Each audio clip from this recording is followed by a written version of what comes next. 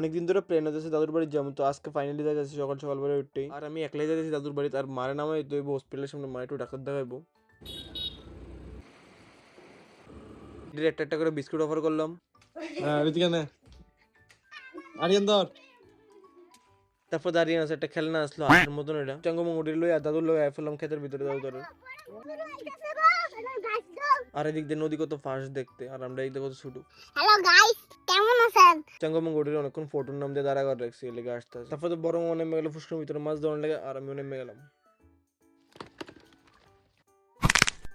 এই সাইডটা চঙ্গমঙ্গুটি লই আই ফেললাম দাও তারা দিয়ে কেরানে স্নান করানোর লেগে। আর এদিকে সব ফুলা বানি স্নান করতে হবে পরে। সানটান করে এসে বাড়িতে এসে দিয়ে আরিয়ান একটা গ্যাজেট বার করলো, গাড়িটা সেই কইতে। তারপর তো বাটটাত খেয়ে এসে আমি আর আরিয়ান একটু রেস্ট করলাম।